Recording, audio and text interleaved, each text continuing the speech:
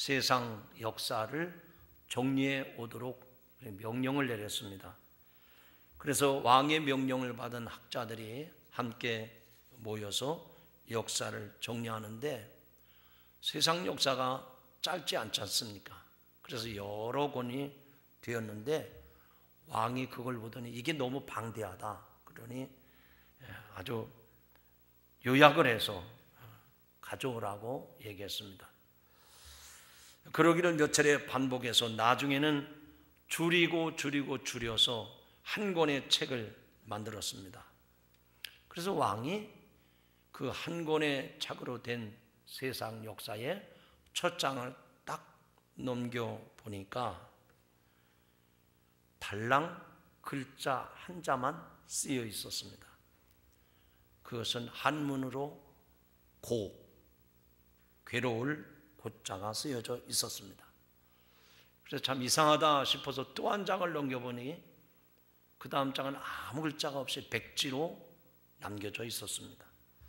그래서 왕이 이게 무슨 영문인가 학자들에게 물었더니 학자들이 세상 역사를 연구해 본 결과 모든 게 고통이라. 그래서 세상 역사를 줄여서 한 글자로 만들어 왔습니다. 그 왕이 그 말을 듣고 고개를 끄덕이며 말했습니다. 옳거니 세상의 역사는 실로 고통의 역사로구나. 사람들이 인생을 살아가는 모습을 보면 겉으로 보기에는 천태만상입니다. 남녀노소, 직업이나 신분이나 학력이나 재력, 성격, 취미 등 여러 모습에서 다양한 모습으로 살아가고 있습니다. 그런데 공통점이 있습니다. 그것은 한결같이 고통과 슬픔이 있다는 것입니다. 이런 점에서 누구도 예외가 될 수 없습니다. 이 자리에 계신 여러분 모두가 다 그런 인생을 지금 살아가고 있습니다. 그래서 인생을 생로병사라, 태어나고 또 늙어가고 병을 얻고 그래서 죽는 거, 이게 인생이라는 겁니다. 그러니까 한마디로 말하면 태어나서 죽기까지 우리의 인생은 고통이라는 것이죠. 그래서 불가에서는 인생에 대해서 고해라 라고 말을 합니다. 성경에서도 동일한 말씀을 하고 있습니다. 욥기 14장 1절에 보면 여인에게서 난 사람은 사는 날이 적고 괴로움이 가득하다라고 말을 합니다. 시편 90편 10절에도 보면 우리의 연수가 70이요 강건하면 80이라도 그 연수의 자랑은 수고와 슬픔뿐이라. 우리가 인생 7, 80, 요즘은 건강 장수 시대가 됐기 때문에 백수를 한다 하더라도 그 연수는 수고와 슬픔, 즉 고통스러운 인생이라 그 얘기입니다. 우리 인생이 이렇게 고통 중에 살다가 마지막 영원히 죽을 수밖에 없다면 정말 인생은 비참하고 한심한 일이 아닐 수 없습니다.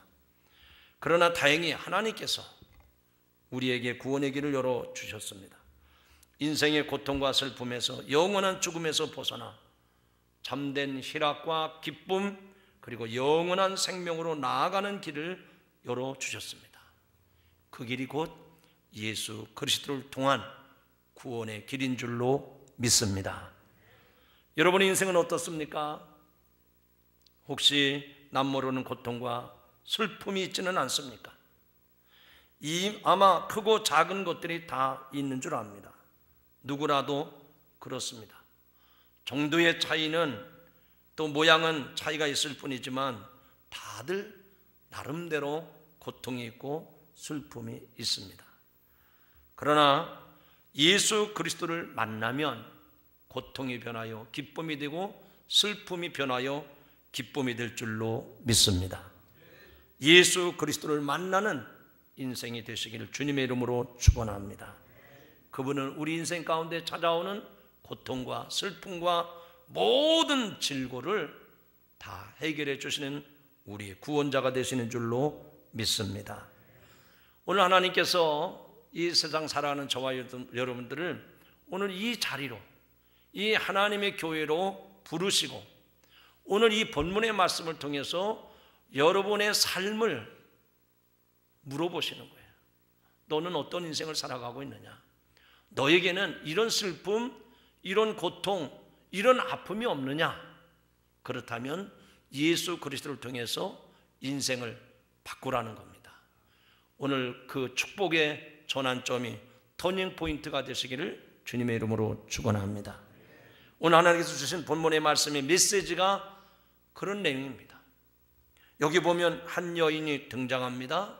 그 여인은 일찍이 남편과 사별하고 아들을 자식 겸 남편으로 의지하며 살았는데 생때 같은 아들이 죽은 겁니다. 청천벽력이죠. 정말 눈물바다입니다. 그 여인만 슬픈 것이 아니라 그 여인의 아픔을 온 동네 사람들이 함께 슬퍼합니다. 남의 일 같지 않았던 것입니다. 그런데 그 여인에게 예수님이 찾아오셨고 놀라운 일이 벌어졌습니다. 예수님께서 그 여인의 아들을 살려주신 것입니다. 그때 그 여인의 심정이 어떻겠습니까? 뭐라고 형언할 수 없는 감격과 기쁨을 맛보았을 것입니다. 아들이 죽었다 살아났지만 마치 자기가 죽었다 살아난 기분이 들었을 것입니다. 한마디로 조상집이 변해서 잔치집이 된 겁니다. 여러분, 그렇습니다. 예수님을 만나면 초상집 같은 인생이 잔치집 같은 인생으로 바뀌는 줄로 믿습니다. 이미 예수 그리스도를 믿는 여러분들은 이미 날마다 잔치집으로 살아가는 줄로 믿습니다. 오늘 이 말씀을 통해서 저와 여러분의 인생에 날마다 잔치집의 역사가 일어나기를 주님의 이름으로 축원합니다. 첫째로 이 나인성 과부의 기구한 인생을 살펴보려고 합니다. 이미 말씀을 드린 것처럼 그 아들이 죽음으로 인해서 그에게는 슬픔, 그에게는 아픔, 한마디로 초상집 같은 인생을 살고 있습니다. 나인성에 살았다고 했는데 이 나인성은 저 이스라엘의 북쪽 지역 갈릴리 지방의 작은 마을입니다. 나인이라고 하는 이름은 헬라어로 사랑스러운 또 즐거운 그런 뜻을 가진 동네의 이름입니다. 정말 그 이름대로 경치도 좋고 기후도 좋은 그런 지방, 사람이 살기에 참으로 편안한 그런 지방이었습니다.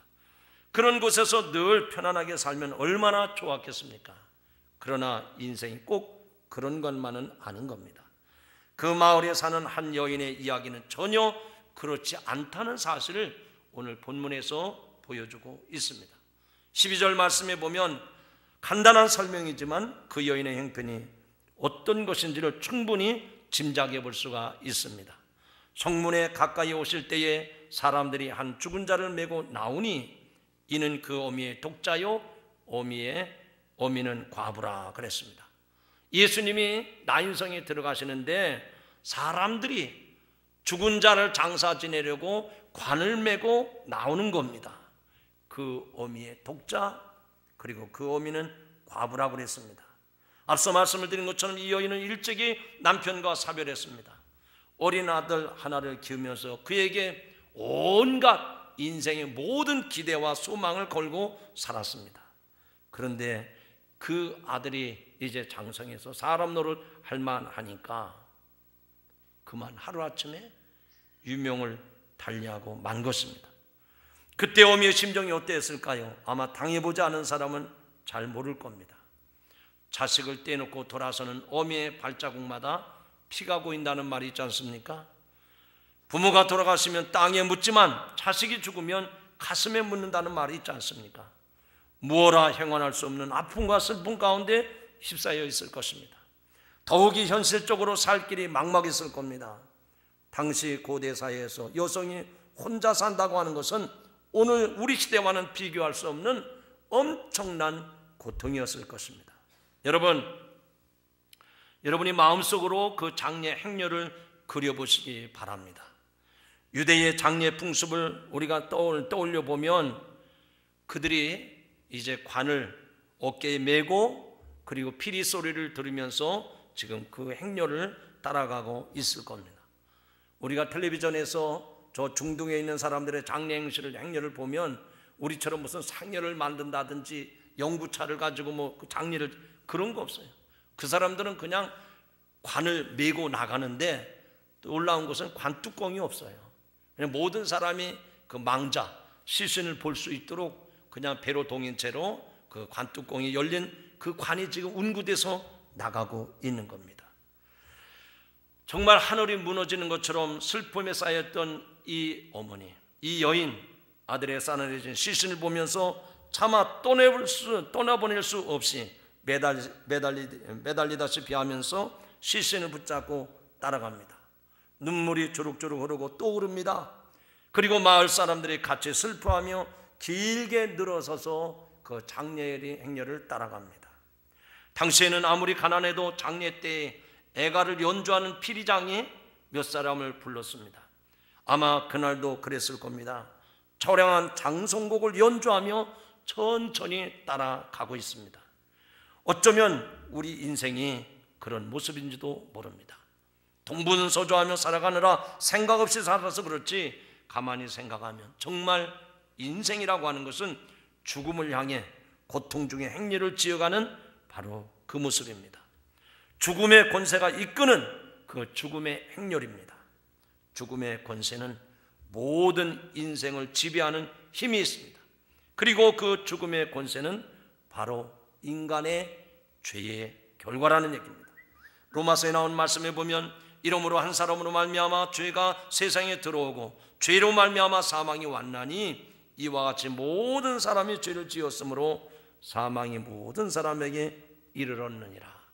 이 말씀은 아담의 범죄 이후에 모든 인생이 죄인이 되어서 그 결과로 죽음이 모든 인간을 지배하게 되었다는 말씀입니다. 로마서 6장 23절에 말씀하지 않습니까? 죄의 삭은 사망이라. 죄의 결과는 죽음이라는 얘기입니다. 이러한 죽음의 권세가 모든 인간의 삶을 지배함으로 불행과 고통과 슬픔의 구덩텅이에 빠져가는 것입니다. 그 죽음의 권세의 힘이 대단하기 때문에 어느 누구도 스스로 그 힘을 이길 수가 없습니다. 결국 마지막으로 영원한 멸망으로 이끌려 가는 것입니다. 이렇게 강력한 죽음의 권세를 묘사하고 있는 구절이 고린도전서 15장이 나옵니다. 사망아 너의 이기는 것이 어디 있느냐? 사망아 너의 쏘는 것이 어디 있느냐? 사망이 쏘는 것은 죄요, 죄의 권능은 율법이라. 여러분, 이 말씀을 여러분들이 종종 들으시겠지만 이 말씀 가운데 우리에게 이렇게 익숙하게 들려오는 말씀이 있습니다. 사망아 너의 쏘는 것이 어디 있느냐? 사망에 쏘는 것은, 이 쏜다고 하는 말이 우리의 귀를 들려옵니다. 쏜다고 하는 것은 다른 말로 표현하면 독침을 말하는 겁니다. 마치 독침과 같아서 고통 가운데 넘어뜨리는 것을 묘사한 말입니다. 이러한 죽음의 권세가 일평생 우리 인생을 따라다니면서 우리로 하여금 죽음으로 고통스럽게 만드는 겁니다. 이것은 마치 사냥꾼이 사냥감을 향해서 날카로운 창을 들고 추격하는 모습과 흡사합니다. 저도 어릴 적에 농촌에서 자랄 때 보면 종종 발견할 수 있는 일이 있었습니다. 동네에 닭을 기르는 사람들이 그 닭을 이제 방사한다고 그러죠. 우리 안에 가둬서 키우는 것이 아니라 그냥 밖으로 내놔놓고 키웁니다. 그러면 한낮에 공중에서 빙빙 도는 새가 있습니다. 매가 빙빙 돌고 있습니다. 독수리가 빙빙 돌고 있습니다. 그래서 사람의 눈이 띄지 않는 기회가 되면 쏜살같이 그 매나 독수리가 내리닥쳐서 닭을 낚아챕니다. 사망아 너의 쏘는 것이 어디 있느냐? 여기 쏜다고 하는 것은 아무 영문도 모른 채 텃밭에서 모이를 주워 먹고 있던 그 닭들을 하늘에서 한순간에 매나 독수리가 내리 쏘아서 그 닭을 낚아채 가듯이 죽음의 권세가 이와 같다는 겁니다. 사람들의 머리 위에서 빙빙 돌다가 기회가 되면 고통으로, 죽음으로 우리를 몰아넣는 것이 죽음의 권세입니다. 오늘 본문에 등장하는 여인의 인생도 또 그 아들의 인생도 심지어는 주문하며 함께 행렬을 지어 따라가는 사람들조차 사실은 똑같은 신세입니다. 죽음의 권세에 속수무책일 수밖에 없는 연약한 인생들이라는 얘기입니다. 그래서 모든 인생은 초상집 같은 인생을 살아갈 수밖에 없습니다. 절망 속에서, 그리고 고통과 슬픔 속에서 살아가는 것이 우리네 인생이라는 얘기입니다. 그러므로 그러한 초상집같이 살아가야 될 우리 인생을 구원하실 구세주가 필요한 줄로 믿습니다. 오늘 본문에 보면 나인성 과부에게 예수 그리스도가 찾아오셨습니다. 여러분, 이 나인성 과부, 지금 죽음 때문에, 슬픔 때문에 어쩔 수 없이 괴로워하는 그 여인에게 찾아오신 예수 그리스도는 어떤 분이십니까? 그 여인에게 놀라운 사건이 일어납니다. 하나님의 아들 예수 그리스도가 찾아온 것입니다. 절묘한 타이밍입니다. 장례 행렬은 성문에서 나가고 예수님과 제자들의 행렬은 그 성문으로 찾아오고, 만약에 그 장례 행렬이 좀 빨랐다든지 아니면 예수님의 성문으로 찾아가는 그 행렬이 좀 늦었다든지 그러면 만나지 못했을 겁니다. 그런데 어쩌면 그렇게 정확하게 나가고 들어가고, 그래서 성문 입구에서 그 장례를 만나는 예수님, 그리고 아들을 잃어버렸던 그 과부에게 예수님은 찾아오셨던 것입니다. 사랑하는 성도 여러분, 우리는 인생을 살면서 언제 무슨 일을 당하는지 아무도 알 수 없지만 하나님은 정확하게, 그리고 분명하게, 그리고 확실하게 내가 슬퍼할 때, 내가 힘들 때에, 내가 낙심하고 좌절하고 절망할 그 순간에 하나님 내게 찾아오셔서 나를 붙잡아 주시고 나를 만나 주시고 나에게 기회를 주시는 줄로 믿으시기 바랍니다. 그것은 우연의 일치가 아니라 하나님의 계획이요 하나님의 섭리인 줄로 믿습니다. 오늘도 예수님은 우리를 찾아오셨습니다. 바로 저와 여러분, 이 세상 살면서 많은 고통과 슬픔과 좌절과 탄식 가운데 있는 저와 여러분에게, 오늘 저와 여러분에게 찾아오셔서 우리의 손을 붙잡아 주시고 우리의 등을 어루만져 주시고 우리의 마음을 보듬어 주시는 분이 우리 주 예수 그리스도인 줄로 믿습니다. 우리의 아픔과 우리의 고민과 우리의 슬픔과 우리의 걱정을 해결해 주시려고 나의 생각과 나의 시간과는 상관없이 주님이 오늘도 우리에게 찾아오셔서 우리를 만나 주심을 믿으시기 바랍니다. 인간은 자기 스스로 누구도 구원해 줄 수가 없습니다. 아무리 사랑하는 부모라도, 또 자식이라도, 친구라도 그 고통과 그 슬픔, 그 사망에서 구원해 줄 자는 아무도 없습니다. 물론 인간이기 때문에 동정은 하지만 무능력한 동정에 불과한 것입니다. 때때로 그것이 위로가 되기도 하지만 너무나 큰 고통과 슬픔이 심하면 오히려 동정이 부담스럽고 성가시기조차 한 것입니다. 때로는 당신이 내 고통과 슬픔을 얼마나 안다고 그럽니까? 그런 반발심이 생길 수도 있습니다. 그러나 예수님의 동정은 그런 것이 아니었습니다. 우리의 속마음을 속속들이 들여다보시고 같이 아파하시고 공감하는 진정한 동정입니다. 그래서 그것을 가르쳐서 치유리라고 성경이 말씀합니다. 히브리서 4장 15절에 말씀합니다. 우리에게는 대제사장은 우리의 연약함을 치유하는 자가 아니요 모든 일에 우리와 한결같이 시험을 받은 자로되 죄는 없으시니라. 아멘. 예수님을 가리켜 한 말씀인데, 이 치유리라고 하는 단어는 값싼 동정이 아닙니다. 그냥 거칠이 하는 인사가 아닙니다. 이 치유리라고 하는 것을 직접 경험하고 느껴본다고 하는 말입니다. 여러분, 우리가 상가집에 갔을 때든지 또 무슨 불의의 사고를 만나서 그들을 찾아가서 위로할 때 그 아픔을 내가 같이 느끼지 아니하면 그 인사는 아무 의미가 없는 것입니다. 예수님은 치유의 마음을 가지시고 이 여인에게 찾아가신 줄로 믿습니다.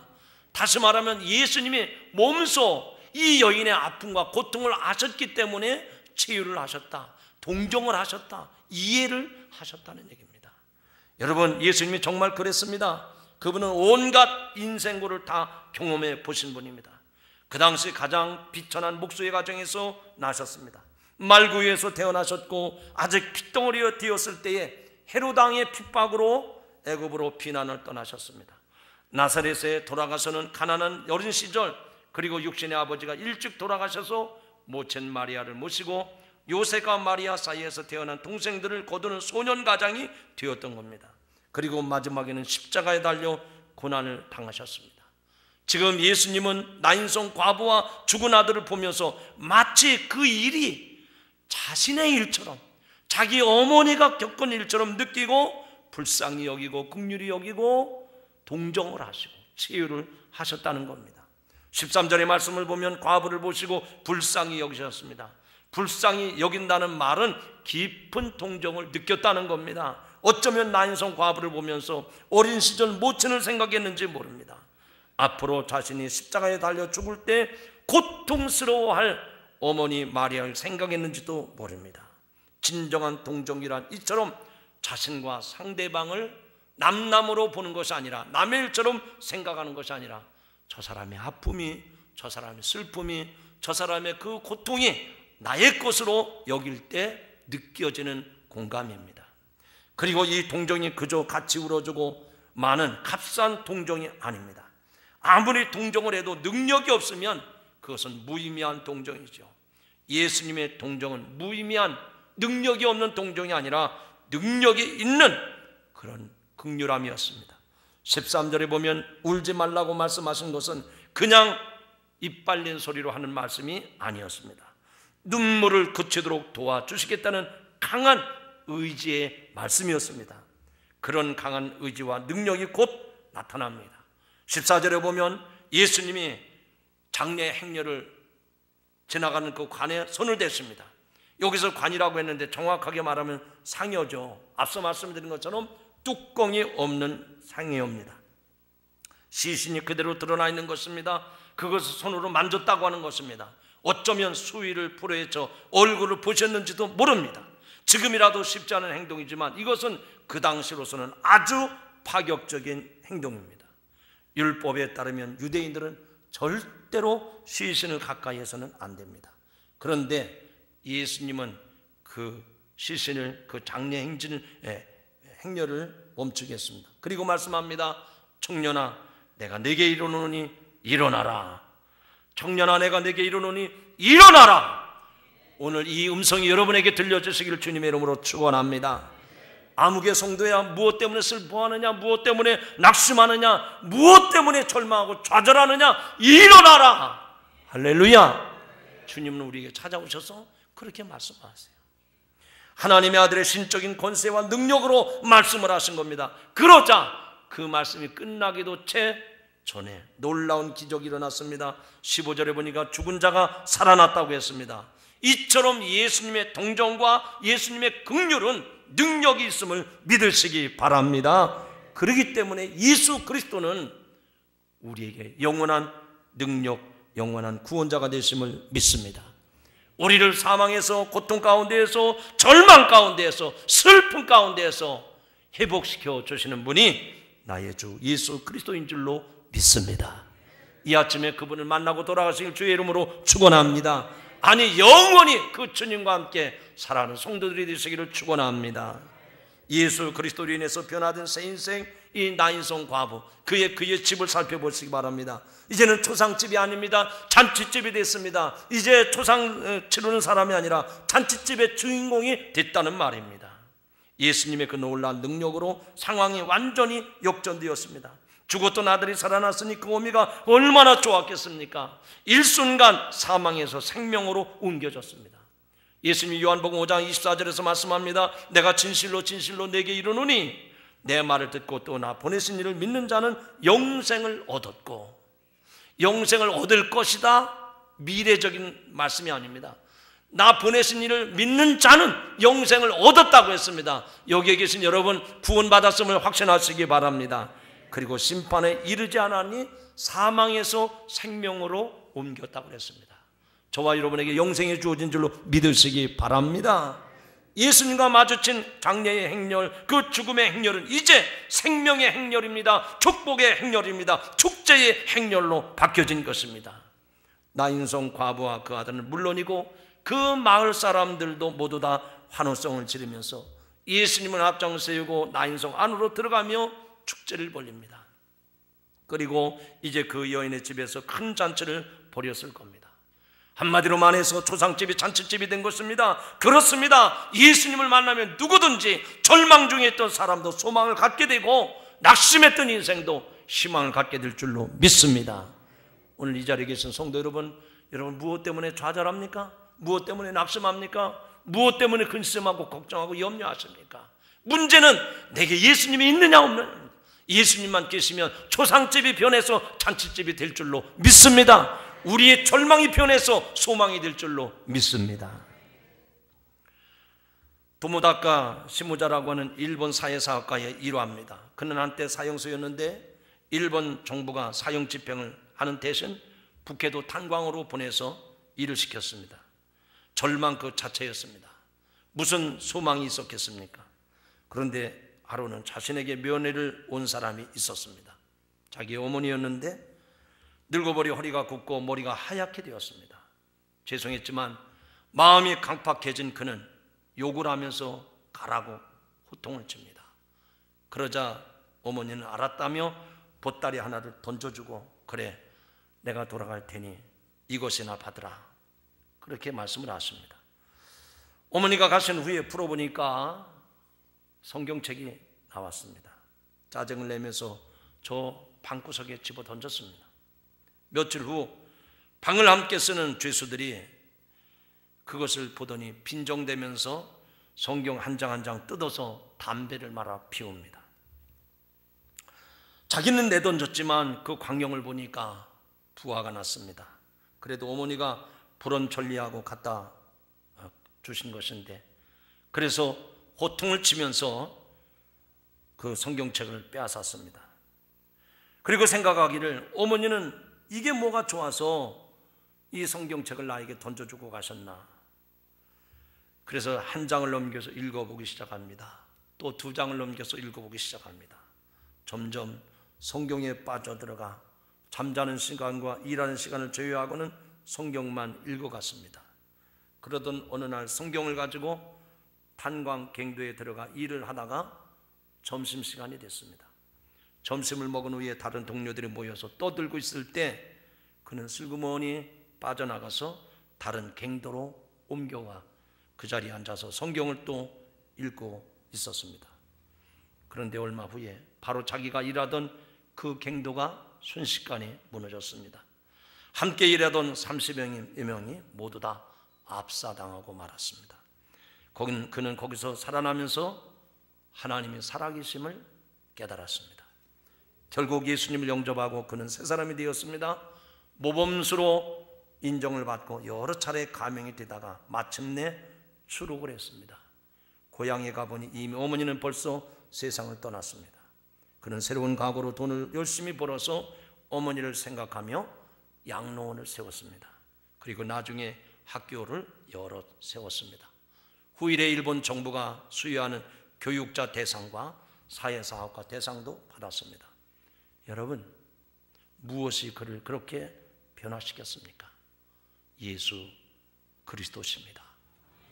정말로 절망의 수렁에서 소망이 넘치는 인생으로 변화시켜 주신 것입니다. 이렇게 예수님을 만나면 슬픔과 고통이 변하여 기쁨이 되는 줄로 믿습니다. 그때 살아났던 청년도 그의 어머니 여인도 그 모든 무리들도 함께 기뻐하는 모습이 우리 눈에 선합니다. 슬픔이 사라지고 기쁨이 충만해졌습니다. 생명의 역사는 기쁨을 이렇게 창출해냅니다. 예수님이 계신 곳에 생명의 역사가 나타나고 그래서 예수님이 계신 곳에는 항상 기쁨이 있습니다. 이 세상살이가 고달플지라도 생명의 역사가 있기 때문에 우리 영혼 깊은 곳에서 감격하며 주님의 이름을 찬양할 수가 있는 것입니다. 시편 기자는 이렇게 말합니다. 주께서 나의 슬픔이 변하여 춤이 되게 하시며 나의 베옷을 벗기고 기쁨으로 띠띠우셨나이다. 할렐루야. 오늘 우리 인생이 슬픔이 변하여 춤이 되게 하시고 나의 베옷을 상복을 벗겨주시고 기쁨으로 띠를 띄우신다고 했으니 그 말씀 그대로 여러분의 삶 속에 이런 은혜가, 이런 축복이 있기를 주님의 이름으로 축원합니다. 이제 말씀 맺습니다. 사랑하는 성도 여러분, 여러분은 지금 어떤 인생을 살아가고 있습니까? 초상집 같은 인생은 아닙니까? 아니면 예수 만난 그 기쁨과 감격 때문에 날마다 순간마다 잔치집으로 살아가고 있습니까? 당연히 예수님을 모시고 잔치집 같은 인생이 되셔야 될 줄로 믿습니다. 이런 사람은 영생이 있기 때문입니다. 소망이 있기 때문입니다. 날마다 주님이 주시는 승리를 맛보기 때문입니다. 그러나 아직도 예수님을 만나지 못하고 초상집 같은 인생을 살아가는 사람들에게 예수 그리스도, 나를 사랑하시고 나를 축복하시고 나를 구원해 주신, 내게 새 생명을 주신 예수 그리스도를 여러분의 삶으로 증거하시기를 바랍니다. 그래서 우리도, 그들도, 이제 온 세상 사람들도 이제는 죽음의 권세 아래 초상집 같은 인생을 사는 것이 아니라 잔치집 같은 인생을 살아가게 되기를 주님의 이름으로 축원합니다.